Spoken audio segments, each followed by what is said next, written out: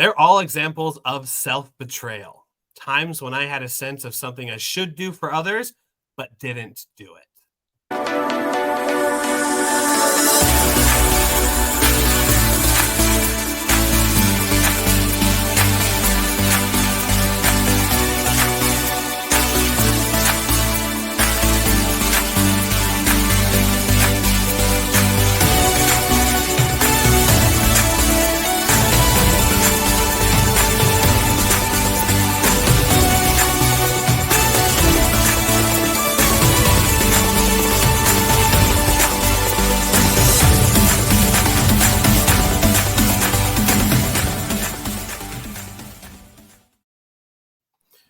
What's up, champions? Welcome to another episode of Champion Reads, where we talk about best-selling books, their best principles to help you with your best life.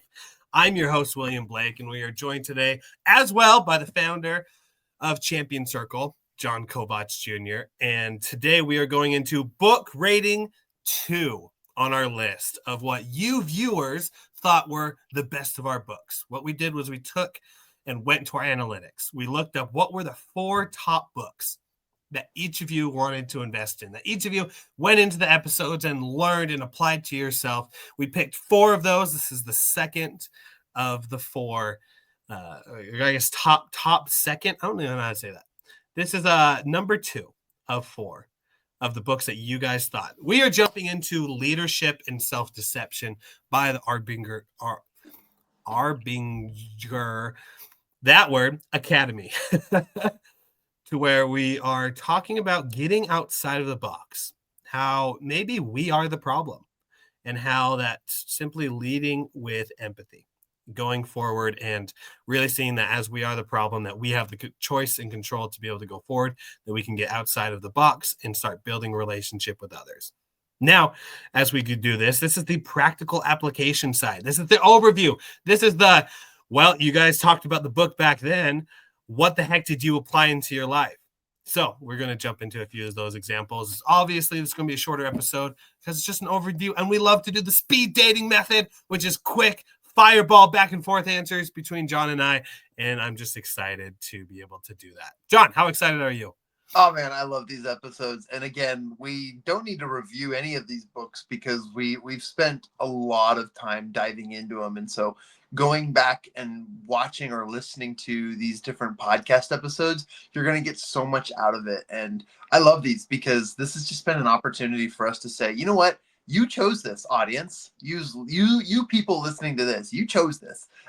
These were our top listened to books and episodes throughout the year, and we're just grateful. So thank you for being a Peers Choice Award, and this is our second most watched and second most celebrated book on this podcast, and we can't wait to celebrate number 1, but number 2 is no different. So I'm really excited. Leadership and Self-Deception is an impactful book with so many great lessons, and I know we were struggling there a minute ago to say the Arbinger group, but look, this is one of those books where it's not an author, it's an institute, right? And there's a lot of research that goes into this, and I dig it because most of the books you and I read are by a specific author, but this fictional story background is so captivating and so it just draws you in. And one of my favorite things, let's just jump right on into it,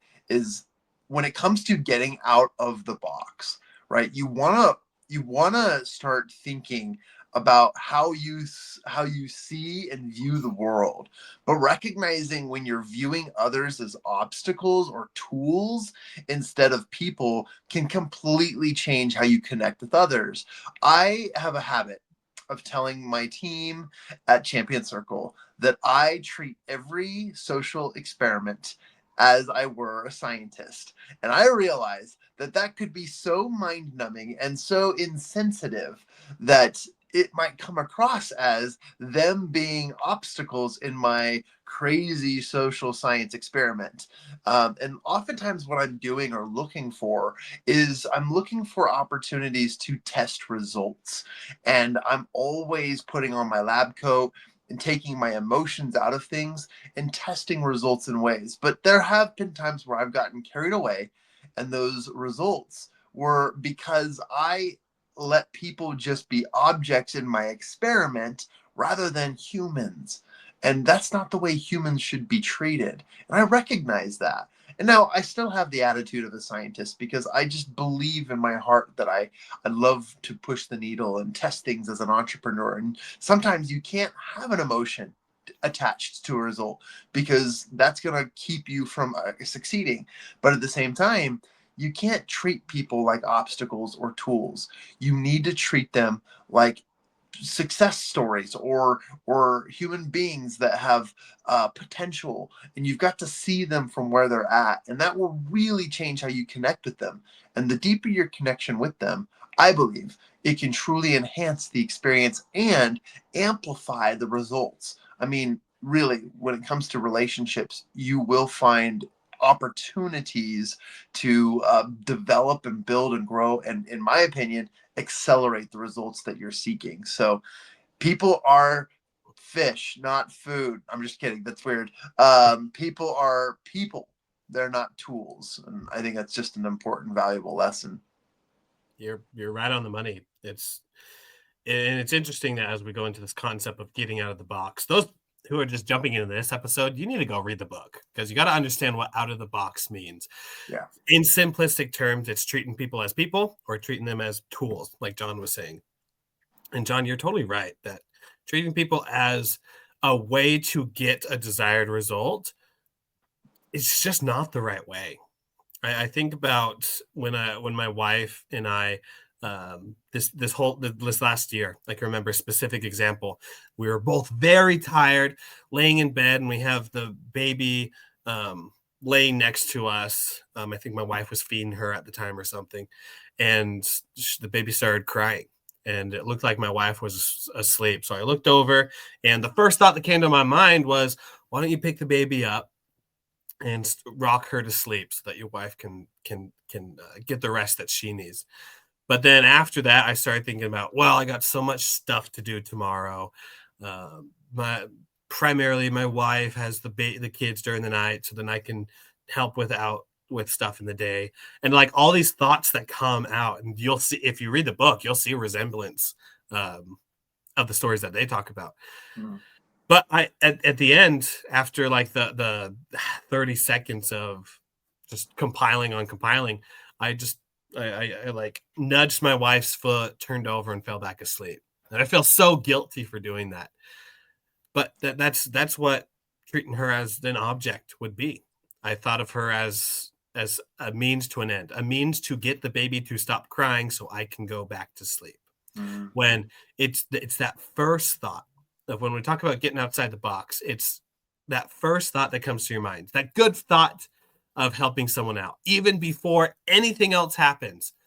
That's what you got to take the action on. That's what you got to do, because that is treating them as people. That is leading towards the trust, leading towards seeing them as people. And it's completely changed how I've lead and connected with others, because now 9 times out of 10 I'll do the things that my gut instinct tells me, because that's usually right. And it's when I start thinking about it that I'm usually wrong. So don't overthink, right? That's the lesson there. Yeah. And we're only humans, so it happens. But if you think about it, you know, when you treat others, I mean, we're talking about the golden and platinum rules, right? Treat others the way you want to be treated. And it really is something that perpetuates an amazing experience in your relationships. And again, a company cannot operate without its relationships. Even to the robots and AI that we're now delving deeper into these days. Like, you have to have a decent relationship. If you're treating them like tools, they will I think the tools will come back to bite you in the bum, because they truly can be as rudimentary and difficult as you let them be through your attitude. And that's just an important principle. But you know uh, transitioning into the next like topic here, it's not just how you treat people, but it's also how you treat yourself, right? And when you think about the principles that come from this book, it's it's how you treat people and what you think of them and your attitude towards that relationship, but also it's how you see yourself in the example of either the problem or the solution. And instead of blaming others, like always pointing that finger of like, well, that's not my fault or whatever, you start asking the question, how am I contributing to this problem? And that shift can really transform your relationships. So for me, I was playing basketball the other day, and I realized that I was making a lot of mistakes on my team, and that was costing us points. And I'm just an old man. I'm just getting back in shape, but I don't want to be a detriment to my team. And so what I thought I could do is like, you know what? My attitude became, rather than me making mistakes, I should just give the ball up and let other people make mistakes so that I'm not the one to blame. What a terrible attitude as a teammate, right? What a terrible thought. Like, all right, as long as it wasn't me, I'm good. Oh man, and I'm embarrassed by that because it's just not a great attitude. It's not a great experience, and ultimately you're just going to lose no matter what. So a better thought is like, how am I contributing to this problem? Well, by eliminating myself, I'm now making it 4 versus 5, and my team's now struggling. And I became even a bigger problem. I was just a body on the court. And so for me, it was so much more important to change my attitude. And I said, you know what? Make good passes, make good decisions. If I have an open shot, take it. Who cares if I make mistakes? Rather, let's focus on contributing to the team and helping this team succeed rather than just enabling it to go down the sinking hole that it was. And the difference is points scored, games won, checkmate, a much more positive experience.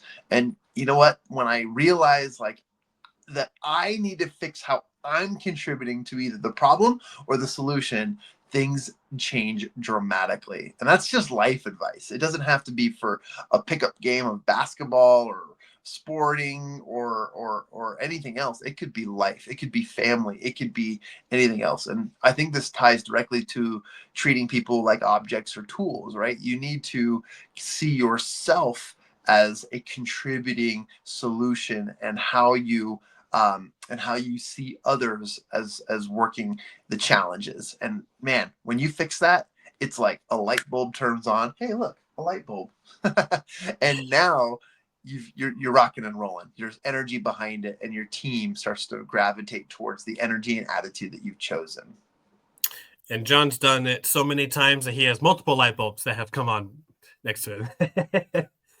Whoa, look at all those. You right on the money with it. Like when you stop blaming others, when you take responsibility for yourself and think of like, how am I contributing to it? Yeah. I remember I grew up religious, and so in the Bible, one of the things is like when Jesus is like, one of y'all are going to betray me. I'm going to be casual with this. One of y'all are going to betray me. And most of the apostles were like, is it me? Like, am I the one that's going to be doing it? And that's the right mindset to go with it, because it's a humbling mindset, first off, to where you're just like, okay, I'm going to start with what I can control. Am I the problem? Is there something I can do to fix it? And then afterwards, if you're like, no, I don't think it's me, then you can look around, not with arrogance, but with self-love, and being like, I have already looked at myself and I know things are okay. How can I now help other people? Right. And that goes into the other point that we have, which is leading with empathy, of like when we treat people as people and not just things, not just tools, not just a means to an end, that it creates that trust, it creates that collaboration, it builds that team that you see in a business, it builds the family that you see that are working families. It just, like, in personal and professional life, it just brings together everything when you put it on yourself first, see if you're the problem, and then move forward with empathy, lead with empathy, go forward with the ability to truly want to help people and see people as people. Yeah, yeah, you don't want to be a Judas Iscariot, you fools, or listening to this podcast.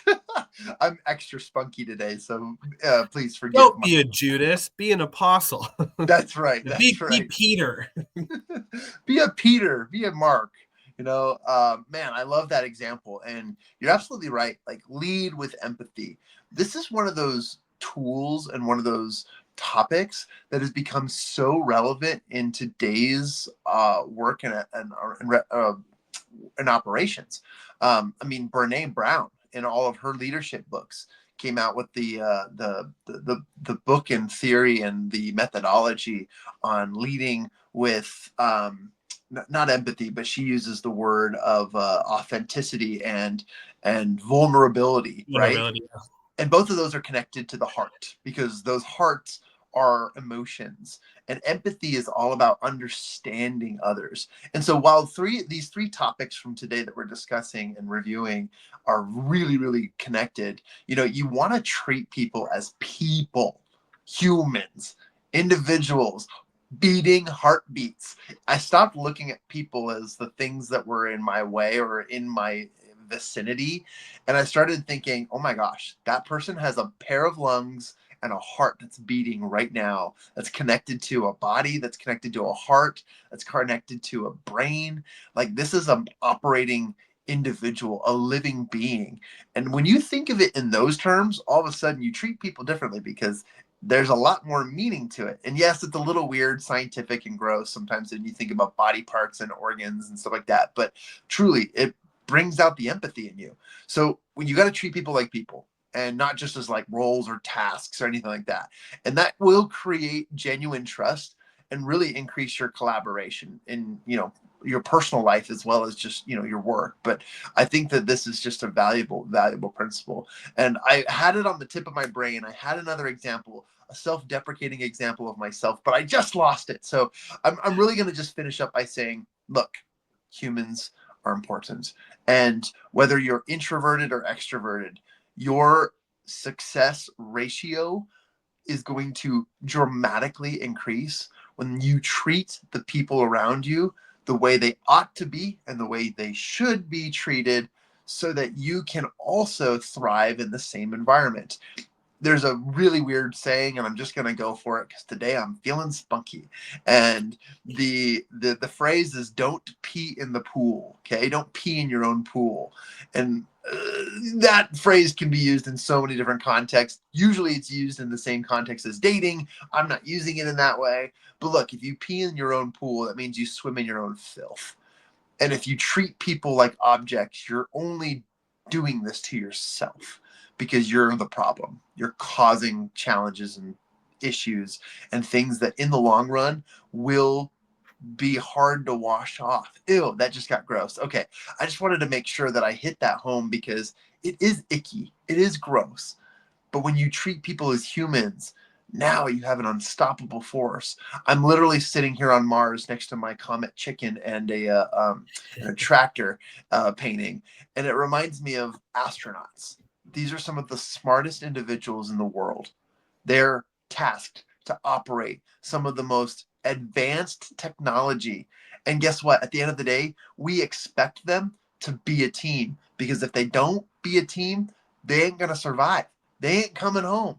And these are the most brilliant individuals in the world. But yet, at the same time, while their brain just does mathematics when they're resting, these people have to treat other people as people in order to make the mission succeed. And so, if you want to go as far as Mars or as far as down the block, whatever it might be, you need to have empathy. You need to ask yourself the question, am I treating others the way I want to be treated? And how am I contributing to the problem or solution? And then also recognize when you are treating people as humans or as obstacles, and change it immediately. Those are amazing takeaways and steps to success from leadership and self-deception, in my humble opinion. In my humble yet non-ego opinion, these are my thoughts. I love it. And I'll second that with my final thought on, if you want to have a friend, if you want friends to act a certain way, act it first, because it doesn't promise that the other person will. It just promises that they have more of a chance to. Because if you're a jerk to people, they will be jerks back to you. But if you're a friend to other people, you have a chance of them being a friend back to you.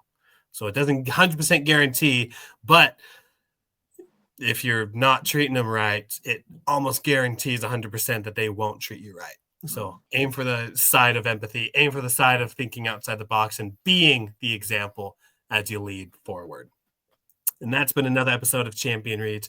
If you found inspiration in this, go ahead and subscribe to us. We're on all the major podcasting platforms: Overcast, Spotify, Apple Podcasts, and some others. As well as you can find us on mychampionscircle.com. And there you'll be able to find our link to the podcast, link to our socials, as well as everything else going in the Champion Circle universe. Until next time, champions, continue to be awesome. Continue to thrive in your life and excel at your results. And always remember, lead with empathy. Think outside the box. Be the one outside the box and continue to move forward, asking yourself, am I the problem?